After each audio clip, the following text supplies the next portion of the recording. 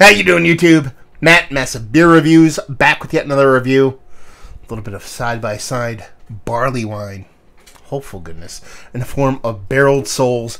It is their Big Bang base barley wine 2018 and their Big Bang Woodford Reserve barrel-aged Big Bang 2018. Yeah, I got these in my fantasy football winnings. That's where these came from. My buddy Jerry, he ended up giving these to me. He knows I am quite the kind of barley wine, old ale kind of guy, and it's going to be kind of fun to kind of do them side by side, considering, yeah, who doesn't want to drink two fucking gigantic, like, well, not that gigantic. What are these? 1.9 fluid ounce. So it's only, is that 375? No, it's got to be 500 milliliter. Anyway, I'm bad at pints to conversion of whatever. But yeah, sexy bottles.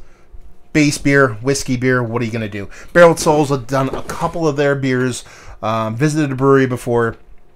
It's been a while since I've had something. I'm kind of scared to open these because they've had barrels or bottles gush on them before. So who knows what's going to happen with these. But we're going to do them. So let's dive into it. Yeah, there's nothing on the front except for the same exact artwork. On the back, it just kind of tells you, you know, Big Bang over here in the base. Big Bang, this is... let's see, bottled 1/19/2018. This is bottle 76 of 600, and it's 11.9% alcohol by volume.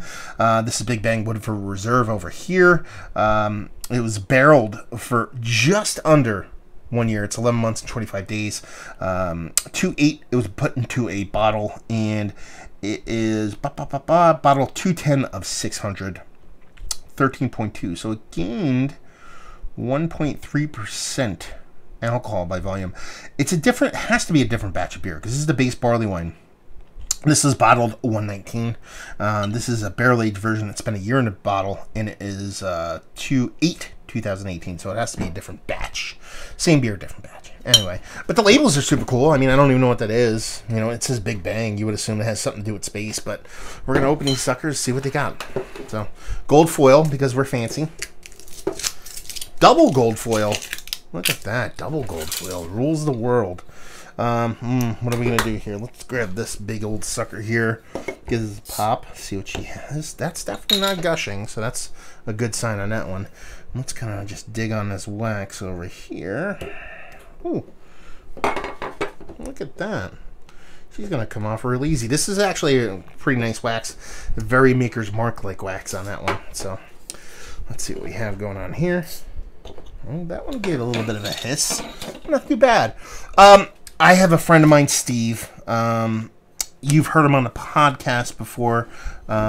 You've actually seen him on the channel when we did, I believe it was an interview with the North Brewing. But he's a society member, or whatever their bottle club is up at Barreled Souls.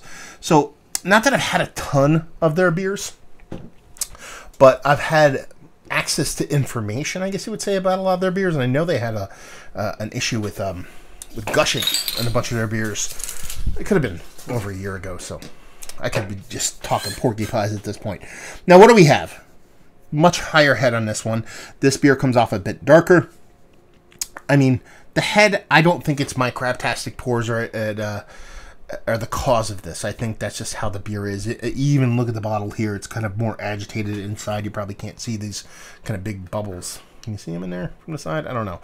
Anyway, so it's probably not me. And the heads are way different in color. This one comes off kind of, what color is that, actually? It's like a slate orange brownish tint added to the head. This one comes off more just slight tan. This has a tan to it, but kind of like a President Trump tan, where it has a bit more orange going on it. And the beer kind of shows up that way, whereas this one is a bit more reddish with a touch of orange on it. This is a bit brown reddish with a decent amount of orange going on there. So there's definitely a visual difference to the two. Creamier, a little head dissipated quickly, a little bit darker, richer. I mean, that could be barreling. It's definitely what barreling could do. So, yeah.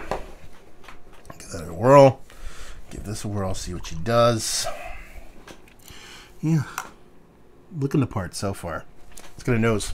Base.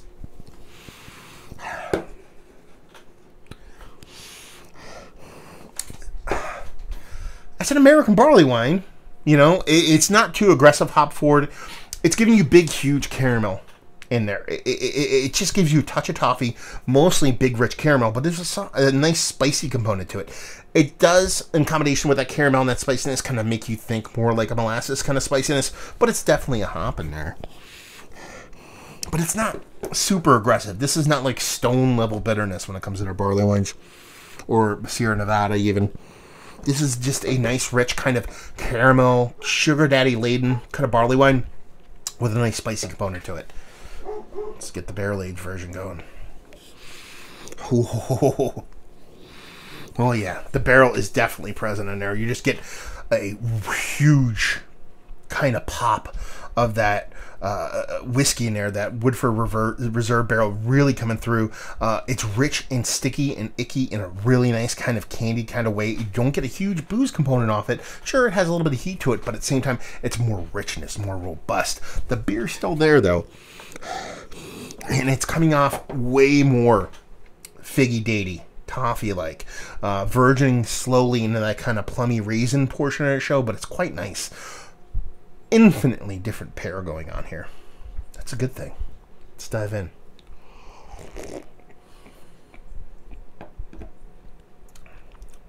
Oh yeah, that's danger juice right there. That can cause a, let me rephrase that. That's not going to reverse one more time. I was going to say that could cause a lot of trouble. That's going to cause a lot of trouble. If you just heard my dog barking, it's my buddy Keith showing up. We're going to share these and get into some beer, so problems might happen from this. It's nice. It's rich. It's got that nice spiciness to it. Definitely American barley wine.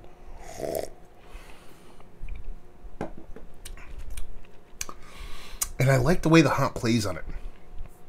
It's very much, it tastes more like barrel-aged Bigfoot, even though this one isn't barrel-aged, than base Bigfoot. So I think barrel-aged Bigfoot with a little bit less kind of hop aggressiveness to it.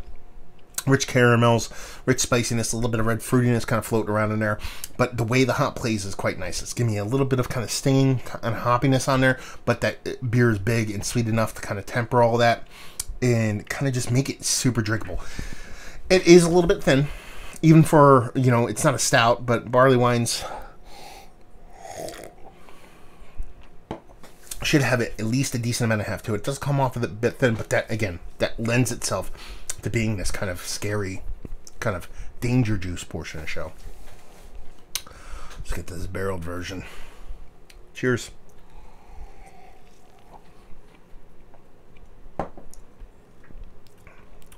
Okay. Very similar, actually.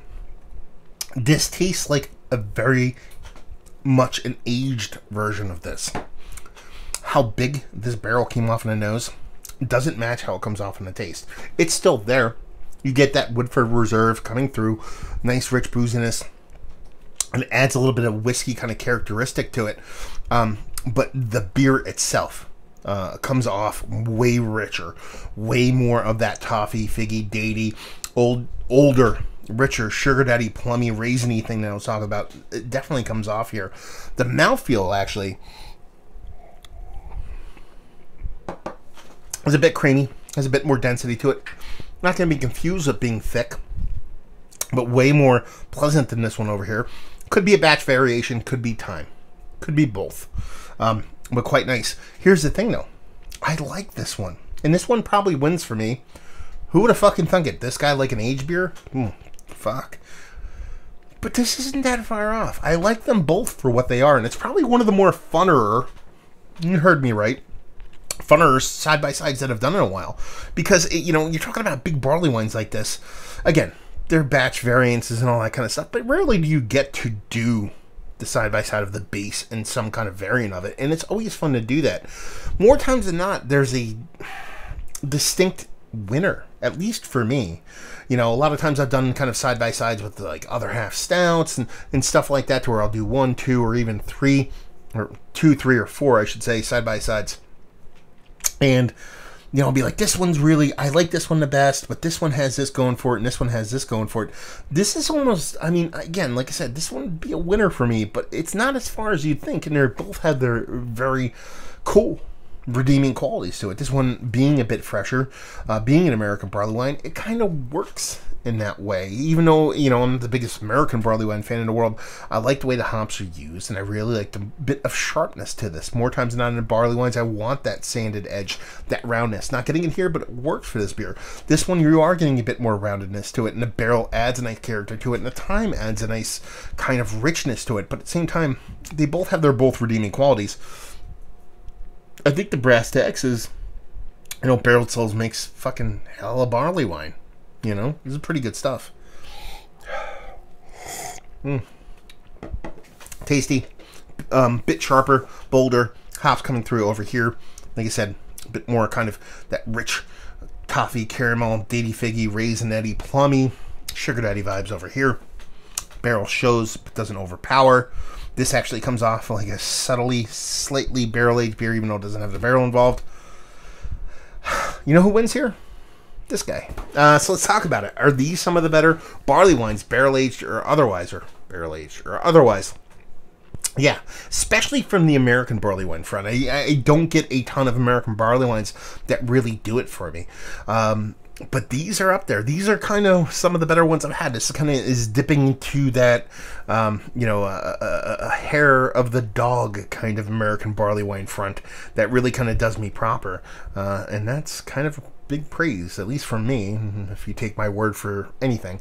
Value and availability, no idea. Like I said, they were given to me by my buddy Jerry from dominating my fantasy football league. But, you know, I'm assuming you have to be looking at least $20, give or take, for these, even though they're relatively small bottles. And leave you with, if you like what we like these. If you like barley wine, old barley wine and new barley wine, and you like American barley wine, but you don't want things to be too aggressive, or you like English barley wine and you want a little spice in your life, because that's what you're going to get here. They're rich, well done. The way they play, especially side by side, from the barreled version to the base version, is just a really fun experience. And I implore you to do these things, to taste these beers side by side. Not necessarily these, but the beers you guys drink out there. More times than not, these beers are being traded. People are buying these and trading them. People are never drinking them, or they might just be like, fuck it, I'll drink one and I'll trade everything else. This is kind of why these beers exist. These beers were made to be drank side by side, in my book. That's what you should be doing. So whether it's this brewery or another one, open those fucking beers. Don't trade them. Open them, drink them, have fun with them. There you go. Old guy ran over. So hopefully you guys enjoyed the review side by side. Down there if you want to talk about it. Massive Beers if you want to check me out in the social media stuff. Beer Massive if you want to check me out in the whole podcasting thing. And hopefully you guys enjoyed your review. Hopefully enjoying a nice little barley wine right now. And hope to see you next time. Cheers.